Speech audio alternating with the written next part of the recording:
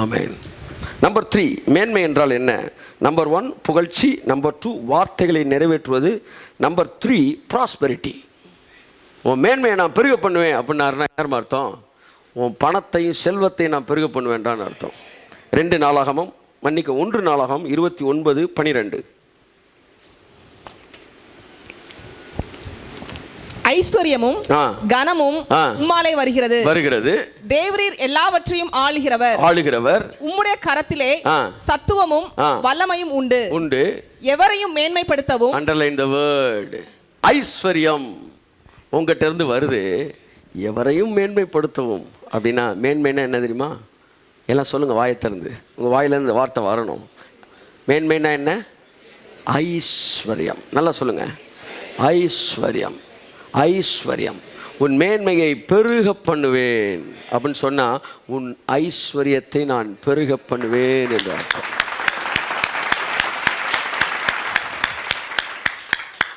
உன் மேன்மையை பெருக பண்ணி உன்னை நான் தேற்றுவேன் என்றால் உன் ஐஸ்வர்யத்தை பெருக பண்ணி நான் உன்னை தேற்றுவேன்.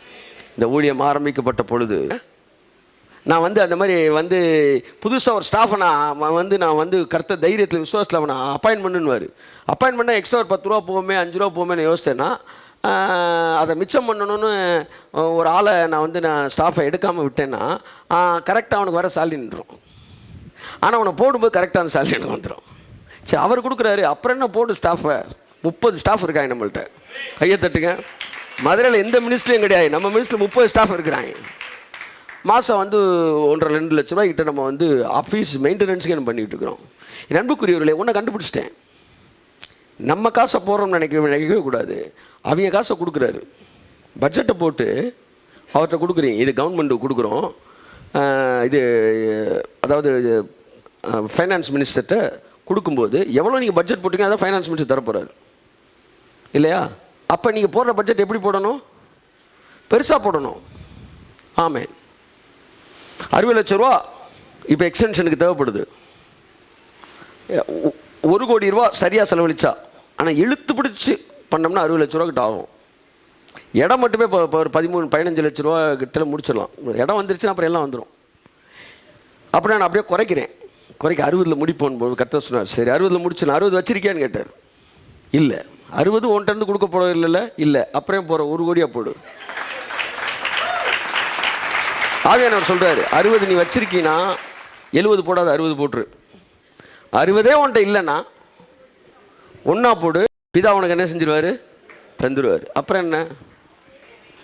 அதான் ஒருத்தர் சொன்னார் என்ன கொழும்புல வச்சு ஒருத்தர், இதில் ஸ்ரீலங்காவில் 10,000 ரூபா 20,000 ரூபானா நம்ம யோசிக்கலாம், இதை வாங்கணுமே, ஏன்னா நம்மளை ரூபா பரட்ட முடியும். 10 லட்சம் 20 லட்சம்னா எப்படி சார் யோசிக்கிறது? அதனால் அவர் பார்த்து கொடுத்தா தான் அவங்க விட்டுட்டேன் ஃப்ரீயானார். 48 லட்ச ரூபா பெருமான ஒரு இடத்த ஃப்ரீயாக கொடுத்தாங்க அவருக்கு. ஊழியக்காரர் கிடையாது, விசுவாசியை சொல்லிக்கிட்டு இருக்கேன். கையை தட்டுக்கோது அவருக்கு. ஹல்லேலூயா. ஐஸ்வர்யம் என்றால் மேன்மை. உங்கள் மேன்மையை தேவன் பெருக பண்ணுவார் என்று சொல்லும்போது மேன்மைக்கான அர்த்தத்தை நீங்கள் புரிந்து கொள்ள வேண்டும். ஐஸ்வர்யத்தை தேவன் பெருக பண்ணுவார். ஒளிப்பிடங்களில் இருக்கிற புதையல்களை நீங்கள் பார்ப்பீர்கள். ஆமாம், ஹூ நோஸ் இட்? உங்கள் ஃபோர் ஃபாதர்ஸு கோடிக்கணக்கில் அந்த சொத்து பத்திரம் தொலைஞ்சு போன பத்திரம்லாம் திரும்ப கையில் கிடச்சா கூட கிடச்சிடும். அல்லேலூயா. ஆமாம், சீக்கிரத்தில் சாட்சியெல்லாம் கேட்க போகிறீங்க. சீரியஸாங்க? ஆமாம், இன்னும் கொஞ்சம் என்னம்மா சீக்கிரத்தில் சாட்சி வரப்போகுது. கர்த்தர் எல்லாத்தையும் புதையல்களை கொடுத்தார். கர்த்தர் செஞ்சுக்கிட்டு இருக்கிறாரு. நான் முடிஞ்ச உடனே உங்கள்கிட்ட பேசுகிறேன். ஆமென். ஸோ நம்பர் 3 ஐஸ்வர்யம், அதனோட அர்த்தம், மேன்மைக்கு அர்த்தம். நம்பர் 4 நீடிய வாழ்வு. உன் மேன்மையை பெருக பண்ணுவேன்னா நீடிய வாழ்வுன்னு அர்த்தம். வாசிப்போம் சங்கீதம் 90:10. எங்கள் ஆயுசு நாட்கள் 70 வருஷம், பலத்தின் மிகுதியால் 80 வருஷமாய் இருந்தாலும் அதன் மேன்மையானது வருத்தமும் சஞ்சலமுமே. அது சீக்கிரமாய் கடந்து போகிறது. அதன் மேன்மை எல்லாம் சொல்லுங்க. அதன் மேன்மை. எதின் மேன்மை? நீடிய வாழ்வின் மேன்மை. நீடிய வாழ்வு என்பது ஒரு மேன்மை. 80 வயசு நீங்கள் தாண்டிங்கன்னா மேன்மை. 90 வயசில் அப்படி ரெஸ்டாம பிடிச்சி நீங்கள் பிரசங்கம் பண்ணிங்கன்னா மேன்மைன்றேன். கையை தட்டு, நல்லா தட்டுங்க. ஆமென். உங்கள் வீட்டில் உங்கள் தகப்பனார்கள் பெற்றோர்கள் வயது முதிர்ந்தவர்களாக இருப்பது மேன்மை. ஆமேன். எங்கள் அப்பாவுக்கு 87 இயர்ஸ் ஆச்சு. ஹல்லேலூயா. மேன்மை. எனக்கு 43, எங்கள் அப்பாவுக்கு 87. அப்படி என்ன அர்த்தம்? அவருக்கு 43ல் நான் பிறந்திருக்கேன். ஹல்லேலூயா. அவன் சொல்கிறான், யார் இவன் ஆபிரகாம், மன்னிக்கவும், யாக்கோபு சொல்கிறான், என் மேன்மை புத்திர சுவிகாரம்ன்றது மேன்மையாம், என்னுடைய பலனே என்னுடைய மேன்மையே அப்படின்றான். ஸோ எனக்கு 43 குழந்தை பிறக்க போகுது. என்ன சொல்ல வரேன்னா, சார் 43 என்ன சார் அப்படின்னா, நானே எங்கள் அப்பாவுக்கு 43 பிறந்தேன். ஹல்லேலூயா. அதான் என்ன சொல்ல வரேன்னா, மேன்மை, நீடிய வாழ்வு ஒரு மேன்மை. எத்தனை பேர் உங்கள் மனசில் படத்தை பார்க்குறீங்க? 80 90 தாண்டி நான் அப்படியே சர்ச்சில் வந்து அப்படி உட்காருவேன், நான் வந்து சங்கீதம் வாசிப்பேன். சொல்லுங்கள் ஆமேன், சொல்லுங்கள் ஆமேன். பாருங்கள், உங்கள் மனசில் பாருங்கள், நீங்கள் எதை பார்க்குறீங்களோ அதுதான் உங்கள் வாழ்க்கைக்குள்ளே கடந்து வரும். ஆமேன் ஆமேன். லைட்டிங் ஓவராக இருக்குது தம்பி, நெக்ஸ்ட் டைம் குறைக்கணும். ஓகே, அதில் இல்லை, ஹிட் சொல்கிறேன். ஓகே என் அன்புக்குரியவர்களே, ஸோ 70 வருஷம் பலத்தின் மீது நாள் 80 வருஷமாக இருந்தால் அதன் மேன்மை. அது வந்து அவன் சொல்கிறேன், வந்து அந்த சங்கீதம் யார் எழுதுறது? மோசே எழுதுறாப்புல. என் அன்புக்குரியவர்களே, மோசே வந்து பிரமாணத்தை பற்றி நீங்கள் பேச வேணாம், அவனுக்கு மேன்மை வந்து வருத்தம் சஞ்சலம் தான். ஆனால் நமக்கு வந்து அதன் பலனுக்கு தக்க, வருஷத்திற்கு தக்கதாக அதற்கு பலன் இருக்கும். ஆமேன்னு சொல்லுவோம். ஸோ மேன்மையை பெருக பண்ணுவேன்னா உங்கள் ஆயுசை பெருக பண்ணுவார். பக்கத்தில் கையை தட்டி சொல்லுங்கள், உங்கள் ஆயுசை பெருக பண்ணுவார். ஆயுசை பெருக பண்ணுவார். நீடிய வாழ்வை கர்த்தர் உங்களுக்கு தருவார். இந்த எண்ணங்கள் நம்முடைய மனதில் உண்டாகட்டும். என் அன்புக்குரியவர்களே, இது வந்து அஸ்திவாரமாய் உருவாகட்டும். இன்னைக்கு அசால்ட்டை விடாதீங்க. நாளைக்கு இந்த எண்ணம் தான் உங்களுடைய வியாதிகளிலிருந்து உங்களை பாதுகாக்கும் என்று சொல்கிறேன். உங்கள் வியாதிகளை உடைச்சு சுக்குநூறாக்கி உங்களை நிலை நிற்க பண்ணும். மற்றவர்கள் உங்கள் ஆயுசு நாட்களை பற்றி குறைத்து கூட்டி சொல்லும்போது இது மட்டும் தான் அந்த இடத்துல நிற்கும். அதனால தான் சின்ன வயசுல நான் யூத் பீப்புள்கிட்ட பேசும்போது நான் கிட்ட கேட்டேன், தமிழ் விடுதலை இயக்கங்களுக்கெல்லாம் ஆள் சேர்ப்பாங்க, அவங்களுக்கு தெரியும் இயக்கங்கள் பேர் சொல்ல விரும்பலை, எத்தனை வயசில் வந்து ஆள் சேர்ப்பாங்க சொல்லுங்கள்? 17 வயசு, 16 வயசு, 14 வயசுல எடுத்துறாங்க. ஏனென்றால் 25 வயசுக்கு மேலே ஒருத்தன்ட்ட ஒன்று சொல்லி அவன் மைண்டில் வந்து அந்த ஃபவுண்டேஷனை போடுறது கஷ்டம். 14 வயசில் இருக்கிறவன் ஸ்ட்ராங்காக இருப்பானா, 25 வயசு ஸ்ட்ராங்காக இருப்பானா? உண்மையை சொல்லுங்க. 25 வயசு தான் ஸ்ட்ராங்காக இருப்பான். அப்போ 25 வயசு ஆளை செலக்ட் பண்ணாமல் 14 வயசு என் செலக்ட் பண்ணுறான். அவன் கையில் AK பேட்டிஷன் கொடுத்தா அவன் சார் தாக்கம் இல்லை சார். ஏன்னா 14 வயசில் எனக்கு தெரிஞ்சு குண்டானவங்க ரொம்ப குறைவானவங்க தான். வளர்ச்சி போனில் வளர டைம் ரொம்ப வீக்காக ஆள் பார்த்தீங்கன்னா ஸ்லிம்மாக இதாக தான் இருப்பாங்க, தின்னாக தான் இருப்பாங்க. ஆனால் ஏன் அவங்கள செலக்ட் பண்ணுறாங்க தெரியுமா? அவன் பாடிலி வீக்கு, ஆனால் மென்டலி அவன் ஸ்ட்ராங்கு. அந்த வயசில் ஒன்றை பதிச்சிட்டோம்னா சாகிற வரைக்கும் அதை உடைக்கிறது கஷ்டம். நீங்கள்லாம் 30 40 போய் போராடிக்கிட்டு இருக்கீங்க. பிசாசு 14 தான் கை வைக்கிறான், தேவனும் 14 தான் பார்க்குறாரு. என்ன சொல்ல வரேன்னா, மென்டல் ஏரியாவில் நீ ஸ்ட்ராங் ஆகணும் சகோதரி. நான் நீடித்த நாட்கள் வாழ்வேன்ற எண்ணம் உனக்குள்ள ஆழமா பதியணும். உன் சிந்தனையில் அந்த ஃபவுண்டேஷன் விழணும் இயேசுவின் நாமத்தினாலே. உங்கள் சிந்தனையில் அந்த அச்சு விழ வேண்டும். சும்மா அப்படியே வாங்கிட்டு உதறி விட்டு போக கூடாது. ஆழமாய் ஆணி அறிந்தது போல அறையப்பட வேண்டும். கர்த்தரின் மேன்மையை பெருக பண்ணுவார்.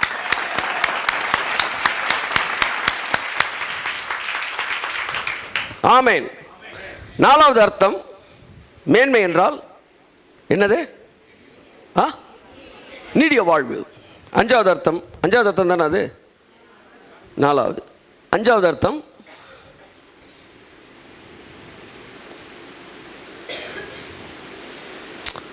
நீதிமொழிகள் 5:9, மன்னிக்கவும், நீதிமொழிகள் 4:8.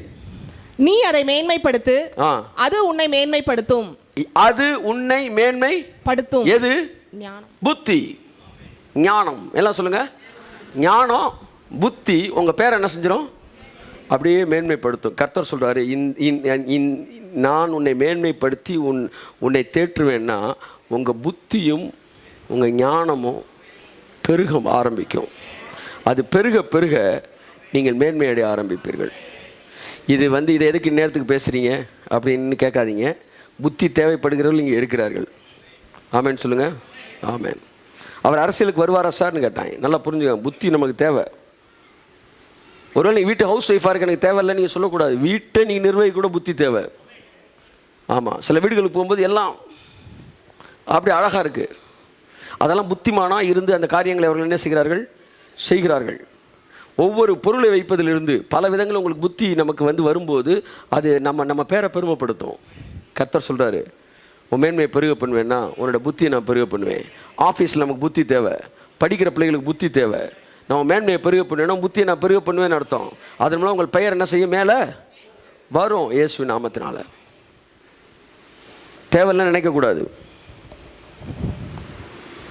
நேற்று ஒரு ஜோக் படித்தேன், இவர் அரசியலுக்கு வருவாரா? கட்டாயம் வருவார். நான் ஏன் அரசியல் ஒரு சாக்கடை, கட்டாயம் வருவார் அவர்.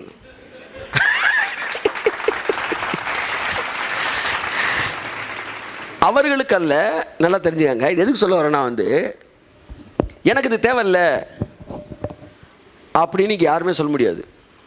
புத்தி ஒவ்வொருவருக்கும் தேவை. ஆமேன்னு சொல்லுங்கள். ஸோ புத்தியாய் புத்தியை பெருக பண்ணுகிறார் என்றால் மேன்மையை பெருக பண்ணுற அர்த்தம். நான் இப்போ சொல்கிறேன், இல்லை எதெல்லாம் உங்களை கேட்ச் பண்ணுதோ, இல்லை எதை நீங்கள் கேட்ச் பண்ணுறீங்களோ, எது உங்களை ரீச் பண்ணுதோ அதை நல்லா ஸ்ப்ரெட் ஆக விடுங்க உங்களுக்குள்ள, இயேசுவின் நாமத்தினால். ஆமேன். அது மேன்மையை கர்த்தர் உங்களுக்கு பெருக பண்ணுவார். மேன்மையை பெருக பண்ணுவீர்னு சொல்லும்போது 12 உங்களுக்கு ஞாபகம் வராட்டினா கூட இதில் சில விஷயம் உங்களுக்கு பளிச்சு ஞாபகத்துக்கு வரும். அது உங்கள் வாழ்க்கையில் பெருக ஆரம்பிக்கும் இயேசுவின் நாமத்தில். ஆமேன் சொல்லுவோம். ஸ்கூல் பிள்ளைங்க, ஸ்டூடெண்ட்ஸ்லாம் நல்லா தெரிஞ்சுக்காங்க. கர்த்தர் என் மேன்மையை பெருக பண்ணுவார்னா உன்னுடைய புத்தியை தேவன் பெருக பண்ண போகிறார். ஆமேன். 6 நீதிமொழிகள் 5:9. மேன்மை என்றால் என்ன? மேன்மையின் அர்த்தத்தை நாம் பேசிக் கொண்டிருக்கிறோம். சீக்கிரம். சேர்ந்தால் உன் மேன்மையை அந்நியர்களுக்கும், முந்தின வசனம் கூட வாசிங்க, உன் வழியை அவளுக்கு தூரப்படுத்து, அவளுடைய வீட்டின் வாசலை கிட்டி சேராதே. சேர்ந்தால் உன் மேன்மையை அந்நியர்களுக்கும், உன் ஆயுசின் காலத்தை கொடூரருக்கும் கொடுத்து விடுவாய். இந்த இடத்துல கர்த்தர் நல்லா கவனிங்க. ஒரு எதிர்மறையான விஷயத்திலிருந்து நேர்மையான ஒன்றை நீங்கள் கற்றுக்கொள்ள வேண்டும். உன் மேன்மையை நீ அந்நியர் கொடுப்பாய். இது talks about prostitutes or call girls.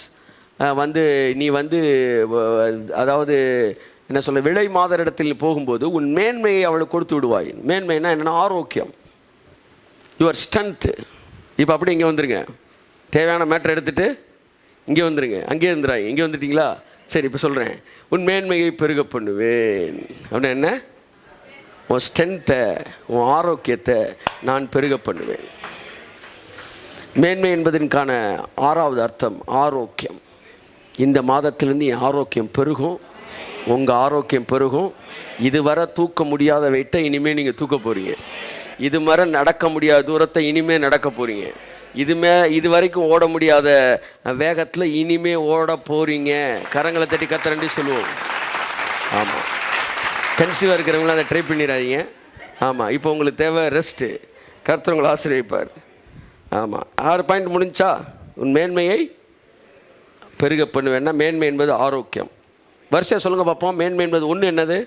புகழ்ச்சி. 2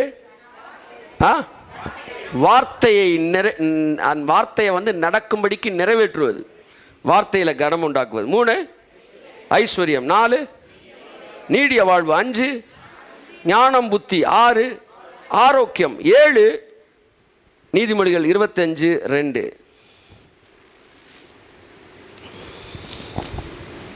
காரியத்தை மறைப்பது தேவனுக்கு மேன்மை, காரியத்தை ஆராய்வதோ ராஜாக்களுக்கு மேன்மை.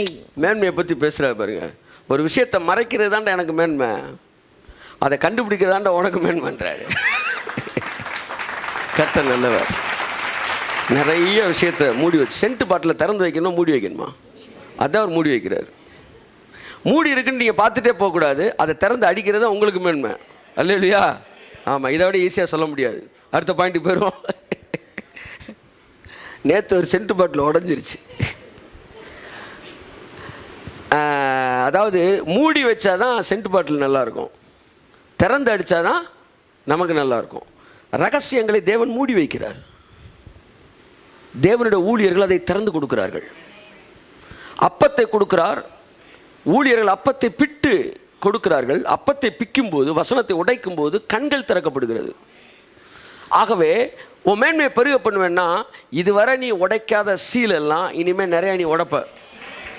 முதல் தூதன் முதல் முத்திரையை உடைத்தான்னு வாசிக்கிறீங்களே, உடனே ஒரு தூதன் ஓட்டு வீட்டுக்கு மேலே திரும்ப திரும்ப அந்த வாட்ஸ்அப்பில் வர்றதெல்லாம் இவங்க இப்போ தப்பு தப்பாக சொல்கிறாங்க இல்லைங்க, இதெல்லாம் பிசாசோட தந்துரும். ஏன்னா நாளைக்கு உண்மையாக சொல்லும்போது நீங்கள் என்ன சொல்லுவீங்க? புலி வருது கதையாயிரும். அதுதான் இதில் இருக்க ஆபத்து. தெரிஞ்சால் சொல்லுவோம், தெரியாட்டி விட்டுருவோம். நிறைய பேருக்கு அப்போ வந்து சார் அந்த சப்ஜெக்டை பற்றி என்ன நினைக்கிறீங்க? சாரி சார், எனக்கு அதை பற்றிலாம் தெரியாது. நான் வந்து ரொம்ப நார்மலான ஊழியக்காரன், நான் ப்ராக்டிக்கலாக பேசுகிறாள். என்னை வந்து தியாலஜி ஏரியாவுக்கு என்ன செய்யாதீங்க, கூப்பிடாதீங்க. உங்கள் லிமிட்டை நீங்கள் புரிந்து கொள்ளுங்கள் என்று நான் சொல்லிவிட்டு நான் அதோட நின்றுக்குவேன். தெரியாதுன்னு சொல்லுங்கள், அதுக்கு ஒரு கட்ஸ் வேணுங்க. ஆமென் சொல்லுவோம். நான் என்ன சொல்கிறேன்னா, காரியத்தை மறைப்பது ராஜாவுக்கு மேன்மை, மன்னிக்கவும் தேவனுக்கு மேன்மை. அதை ஆராய்ந்து உடைப்பது ராஜாவுக்கு மேன்மை. அதில் தான் இன்ட்ரெஸ்ட் இருக்குது. இப்போ பைபிள் ரீடிங்கே இன்ட்ரெஸ்ட் ஆகுது, ஓப்பன் பண்ணுங்க இயேசுவின் நாமத்தினால். ஆமென். உன் மேன்மையை பெருக பண்ணுவேன். ஆமாம், நிறைய பேர் சொல்கிறாங்க அந்த லைட்டுக்குள்ளே வந்ததுக்கப்புறம் பைபிளை திறந்தா புது புது அர்த்தமாக தெரியுது சார். ஆமாம், புது புது அர்த்தங்கள் இல்லையா? What is meant by grace சொல்லுங்க. கிருபைனா என்ன? புது புது அர்த்தங்கள். எத்தனை பாயிண்ட் சொல்லியிருக்கோம்? 7. 8வது பாயிண்ட் எசேக்கியேல் 15:2. மேன்மை என்றால் என்ன? எசேக்கியேல் 15:2 சீக்கிரம். மனுபுத்திரனே, காட்டில் இருக்கிற செடிகளுக்குள் மற்ற எல்லா செடி கொடிகளை பார்க்கிலும் திராட்சை செடிக்கு மேன்மை என்ன? எத்தனை வந்தோன்னு சொன்னேன், திராட்சை செடியின் மேன்மை என்ன? அது புரிஞ்சுங்க. எல்லா மரமும் கனி கொடுக்குது சார். மாமரம் கனி கொடுக்கலையா? திராட்சை செடி கனி கொடுக்கிறது. ஏன் மாமரம் கொடுக்கலையா? பலாமரம் கொடுக்கலையா? இதையெல்லாம் நீங்கள் ஜூஸ் ஆக்கலாம், சாப்பிட்லாம், அவ்வளோதான், மாசா அதோடு முடிச்சிடணும். ஆனால் திராட்சை பழம் லேசா, இதை உடனே சாப்பிட்டா கிரேப் ஜூஸு, லேட்டாக சாப்பிட்டா வைனு, நாள் போக போக வேல்யூ ரேட்டு கூட. அப்படித்தான் திராட்சை செடியின் மேன்மை. கை தட்டுங்க. இங்கே இருங்க. நடிகர்களுக்கும் நடிகைகளுக்கும் வருஷம் கூட மார்க்கெட்டு குறையும். என்ன சொல்லுறேன்னா, இல்லை நடிகர்களுக்கு நாள் போக மார்க்கெட் குறையுங்க. ஆனால் ஊழியக்காரனுக்கும் உனக்கும் எனக்கும் நாள் போக மார்க்கெட் கூடும்ன்ற. கையை நல்லா தட்டுங்க, ஒரு விசில். ஆமாம், அது ஆமேன். ஆமாம், உடன் ஊழியராக உங்களை நான் எடுத்துறேன். என் அன்புக்குரியவர்களே, திராட்சை செடியின் மேன்மை, அதன் பழத்தின் ரசம் போக போக வந்து அப்படியே கூடிக்கிட்டே இருக்கும். உங்களுடைய மேன்மை நான் சொல்கிறேன், வருஷங்கள் போக போக உங்கள் மார்க்கெட்டு கூடும், லைக்ஸு கூடும். சீசனுக்கு வர்ற ஆள்லாம் நீங்கள் கிடையாது. நீங்கள் வந்து எவர் கிரீன் மைண்டில் வச்சுக்காங்க. அதை மைண்டில் வச்சுக்காங்க. நிறையா வந்து வாழ்க்கையில் நான் சின்ன வயசுலேருந்து 8 வயசுலேருந்து நான் ஊழியக்காரர்களை பார்த்துருக்கிறேன். ஒவ்வொரு சீசன்லேயும் ஒரு ஊழியக்காரங்க வந்துட்டு போயிருக்கிறாங்க. அப்போ நான் ஜோம் பண்ணேன் ஒரு முந்தா நேற்று, ஆண்டவரே நானும் ஒரு சீசன் தான் போல், அதுக்கப்புறம் நானும் காணாமல் போயிடுவேனா? அப்போ நம்ம கர்த்தர் ஒரே ஒரு வசனத்தை சொன்னார், நீதிமானின் பாதை நண்பகல் வரைக்கும் அதிகமாய் பிரகாசிக்கிற சூரியனை போல் இருக்கும். கடைசி நாள் வரைக்கும் நீ உச்சத்தை நோக்கி தான் போவ, ஒரு நாள் நீ இறங்க மாட்டடா. ஆமென். இயேசுவின் நாமத்தில் நான் டிக்ளேர் பண்ணுகிறேன். இந்த வார்த்தையை நான் அறிக்கை இடுகிறேன். இந்த வார்த்தையை நான் டிக்ளேர் பண்ணுகிறேன், பிரகடனப்படுத்துகிறேன். இயற்கை ஆளட்டும் இந்த வார்த்தை, ஜனங்கள் இருதயங்களை ஆளட்டும் இந்த வார்த்தை, ஜனங்கள் எண்ணங்களை மாற்றட்டும் இந்த வார்த்தை, எதிரிகளை அதிர்வுற செய்யட்டும் இந்த வார்த்தை. ஆமென், ஆமென். தேவனுடைய தீர்க்கதரிசனம் சொன்ன போது பெலத்தியாதை கேட்டு செத்தான் அப்படின்னு ஒரு தீர்க்கதரிசி சொன்னப்போ அதை கேட்டப்ப ஒருத்தர் ஹார்ட் நின்றுச்சான். அதனால் வார்த்தை நீ பிரகடனப்படுத்தும் போது அது எந்த அளவு ஆளுகை செய்யக்கூடியது என்பதை பாருங்கள். கர்த்தர் நல்லவர். கனிகள் கொடுப்பது மேன்மை. இந்த வருஷம் நீங்கள் கனிகள் கொடுக்க போறீங்க. இந்த நாளிலிருந்து இந்த வருகிற நாட்களெல்லாம் நீங்கள் கனி கொடுக்க போறீங்க. ஒரு சர்ச்சுக்கு மேன்மை என்னங்க? Number of souls. ஆமென். இயேசுவின் நாமத்தில் நம் மேன்மையை தேவன் பெருக பண்ணுவார். திராட்சை செடியின் மேன்மை கனி கொடுப்பது. ஆமென். அவ்விதமாய் நாம் கனிகள் கொடுக்கும்படி கர்த்தர் செய்வார். ஹல்லேலூயா. உங்களுக்குள்ள இந்த ஆத்துமாக்கள் வெளியே வருவார்கள். பிரசவிக்க பண்ணுகிற தேவன் பிரசவிக்க பண்ணுவார். கர்த்தர் உங்களை ஆசீர்வதிப்பார். 8வது பாயிண்ட் முடிச்சு 9வது பாயிண்ட் சொல்லுங்க. சகரியா 11:13. கர்த்தர் என்னை நோக்கி அதை குயவனிடத்தில் எறிந்துவிடு என்றார். இதுவே நான் அவர்களால் மதிக்கப்பட்ட மேன்மையான மதிப்பு. நான் அந்த 30 வெள்ளிக்காசை எடுத்து அவைகளை குயவனுக்கென்று கர்த்தருடைய ஆலயத்திலே எறிந்து விட்டேன். இந்த வார்த்தை பழைய ஏற்பாட்டில் ஹீரோவுக்கு சொல்லப்படுது, புதிய ஏற்பாட்டில் வில்லனுக்கு இன்டர்பிரேட் பண்ணப்படுகிறது. ஆனால் பழைய ஏற்பாட்டில் அந்த தீர்க்கதரிசியை பார்த்து சொல்றாரு, அவன் போய் ஒரு இடத்துல ஊழியம் பண்ணிட்டு வந்திருக்கான், 30 வெள்ளிக்காசு காணிக்க கொடுத்துருக்காங்க.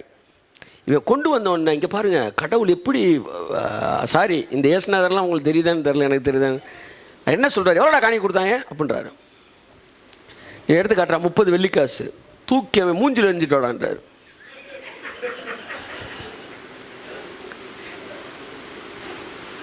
ஆமாம், உங்கள் பைபிள் இருக்கான்னு பார்த்துக்காங்க ஒரு தடவை. ஆமாம், நானும் வீடு விசிட் பண்ணுற மாதிரி சூழ்நிலை ஆக்கிறாங்க.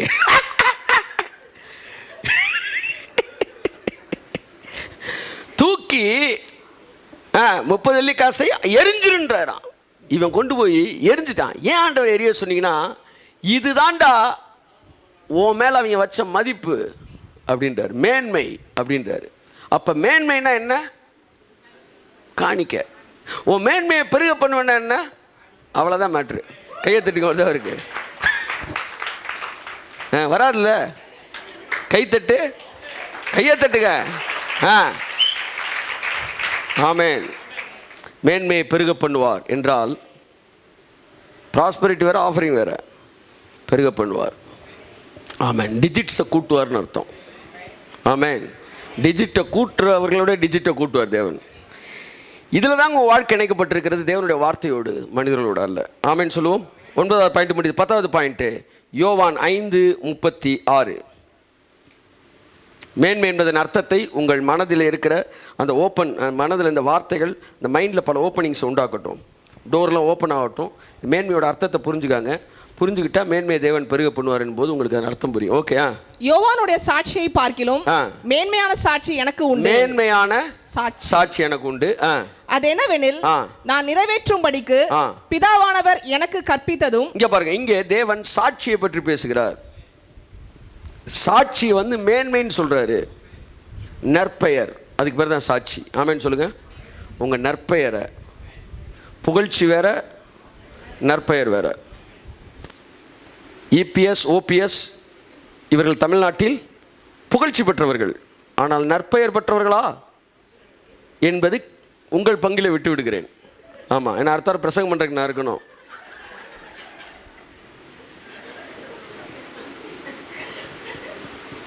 என்ன சொல்றாருன்னா, புகழ்ச்சி வேறு, நற்பெயர் வேறு. இந்த இடத்துல சொல்றாரு, மேன்மையான சாட்சி, மேன்மையான நற்பெயர் எனக்கு உண்டு. அது பிதா நடக்கிற அற்புதங்களும் அடையாளங்களுமே என்னுடைய மேன்மையான நற்பெயர்ன்றார். ஸோ நான் என்ன சொல்கிறேன், உங்கள் நற்பெயரை நான் சொல்கிறேன் பெருக பண்ணுவார், மேன்மையை பெருக பண்ணுவார். இங்கே இருக்க கிறிஸ்துவ நிமித்தம் நம்மளை இப்பெல்லாம் பேசுவாங்க, கொள்ளுவாங்க. பைபிள் தெளிவாக சொல்லு, உன் பெயரை நான் பெருமைப்படுத்துவேன். அவ்வளோதான், அதோட எல்லாம் அடியாயிருது. கிறிஸ்து ஏன் அவமானப்பட்டார், நிந்திக்கப்பட்டார்? நம்முடைய நிந்தைகளும் அவமானம் அவர் பேர் வந்தது. கிறிஸ்துவின் நிமித்தம் படுகிற பாடுகள் வேறு. உங்களை குறித்து, உங்கள் லைஃப்பை குறித்து ஒன்று அவனு வரலிட்ட முடியாது. ஏன்னா அதெல்லாம் அவர் மேலே வந்துருச்சு. கையை தட்டுங்க ஒரு அவருக்கு. அவ்வளோதான். அதில் ஸ்ட்ராங்காக நில்லுங்க, ஸ்ட்ராங்காக நில்லுங்க. உங்கள் நற்பெயர் தேவன் பெருக பண்ணுவார். ஒரு உங்கள் நற்பெயர் இடிந்து போயிருக்கலாம். இந்த வார்த்தையை கேட்கிற உங்கள் வாழ்க்கையில் நான் சொல்கிறேன், கர்த்தர் மறுபடியும் இடிந்து போன தாவீதின் கூடாரங்களை, விழுந்து போன தாவீதின் கூடாரங்களை மறுபடியும் எழுப்பி கட்டுவார். உன் மேன்மையை நான் பெருக பண்ணுவேன், உன் நற்பெயரை பெருக பண்ணுவேன். ரோமர் 3:1-11. இன்னும் ஒரே ஒரு சப்ஜெக்ட், ஒரே ஒரு இது முடிச்சிடறேன் நான். ரோமர் 3:1 சொன்ன பாயிண்ட் ஆஃப் அடிச்சிருமா? 1 2 3 4 போட்டு அடிச்சிட்டேன். ஓகே. யூதனுடைய மேன்மை என்ன? மிக அழகான வார்த்தை. யூதனுடைய மேன்மை என்ன? விருத்த சேதனத்தினாலே பிரயோஜனம் என்ன? பிரயோஜனம் என்ன? அடுத்த வசனம், அது எவ்விதத்திலும் மிகுதியாய் இருக்கிறது. அடுத்த வசனம் போமா, அது எவ்விதத்திலும் மிகுதியாய் இருக்கிறது. யூதனுக்குன்னு ஒரு மேன்மை இருந்துச்சு. என்ன மேன்மை தெரியுமா? வாசிங்க. தேவனுடைய வாக்கியங்கள் அவரிடத்தில் ஒப்புவிக்கப்பட்டது. பயங்கரமானதுங்க. கடவுள் உலகத்தில் இருக்க எல்லாரும் வார்த்தையை கொடுக்கலையாம், யூதன்கிட்ட கொடுத்து யூதனை கொடுக்க சொன்னாராம். ஹல்லேலூயா. த வாய்ஸ் ஆஃப் காட், தேவனுடைய சப்தத்தை நீங்கள் கேட்பது ஒரு மேன்மை. அந்த மேன்மையை கர்த்தர் உங்களிடத்தில் பெருக பண்ணுவார். Hereafter you will often hear God's voice. தினமும் தேவனுடைய சொல்லுங்க சத்தத்தை நீங்கள் கேட்பீர்கள். அது ஒரு மேன்மை, அது ஒரு மேன்மை. அது ஒரு மேன்மை. 10 பேர் நிற்பீங்க, உங்கள்கிட்ட மட்டும் பேசுவார். குதிரையில் 10 பேர் போயிட்டு இருந்தாங்கன்னா எல்லாம் விழுந்துட்டாங்க. ஆனால் சவுலுக்கு மட்டும் கேட்குது, சவுலே சவுலே, என்னை சுற்றி இருந்தவர்கள் அந்த சத்தத்தை கேட்கவில்லை. சவுல் சொல்லுகிறான், என் அன்புக்குரியவர்களே, எல்லா சூழ்நிலையும் தேவனுடைய சத்தத்தை நீங்கள் கேட்பீர்கள். ஒரு மனுஷன் என்னையும் சேர்த்து எல்லாரையும் சேர்த்து நம்ம எவ்வளவு பிரயாசப்பட்டாலும் இதை மட்டும் என்ன செய்ய முடியாது, மாற்ற முடியாது. அப்படித்தான் உங்கள் வாழ்க்கையில் எவ்வளவு விழுந்தாலும் எந்திரிச்சாலும் உங்கள் சாயல் மட்டும் அவருடைய பிள்ளை என்பது மாறவே மாறாது. ஒரு 500 ரூபா நோட்டை நீங்கள் புதுசாக கொடுத்தாலும் 500 ரூபா தான், கசக்கி கொடுத்தாலும் 500 ரூபா தான், அதோட மதிப்பு குறையாது. அப்படித்தான் நாம் தேவ சாயலாக இருக்கிறோம். அதான் இந்த பிள்ளைகளுக்கு சொல்லி கொடுத்துட்டு வந்தேன். நீ வந்து சரியாக இருந்தாலும் நீ தவறி இருந்தாலும் தேவனுடைய பிள்ளை. நீ தேவனுக்கு 2 குமாரர்கள் இருந்தார்கள். ஒருத்தன் நல்ல குமாரன், ஒருத்தன் அவ்வளோதான். 2 பேருமே குமாரன் தான். எவனாச்சும் ஒருத்தன் நீ நல்லவனே இல்லடானா, ஆமாம் இருக்கட்டும். நீ கெட்ட வேண்டாம், ஆமாம் நான் கெட்டவன் தான், ஆனாலும் குமாரன், கெட்ட குமாரன். நல்லவனா நல்ல குமாரன் விட்டுரு. ஆனால் ஒன்று மட்டும் உறுதி, நான் குமாரன். அதில் ஸ்ட்ராங்காக நின்று. அதான் அழகா தாவீது சொல்கிறார், ஜீவனுள்ள நாளெல்லாம் நன்மையும் கிருபையும் என்னை தொடரும். என்ன எழுதியிருக்கணுங்க? நன்மைக்கு ஆப்போசிட் என்ன வரும்? நன்மையும் தீமையும் தொடரும்னு எழுதியிருக்கணும். ஏன் கிருபையும் தொடரும் சொன்னா தெரியுமா? நீங்கள் நல்லது பண்ணீங்கன்னா நன்மை தொடரும், தப்பு பண்ணிட்டீங்கன்னா என்ன தொடரும்? தீமை தான் தொடரும். அவன் என்ன சொல்கிறான்? நான் நல்லது பண்ணும்போது நன்மையும், தப்பு பண்ணும்போது தீமையும் தொடராது, நல்லது பண்ணும்போது நன்மையும், தப்பு பண்ணும்போது கிருபையும் தொடரும்.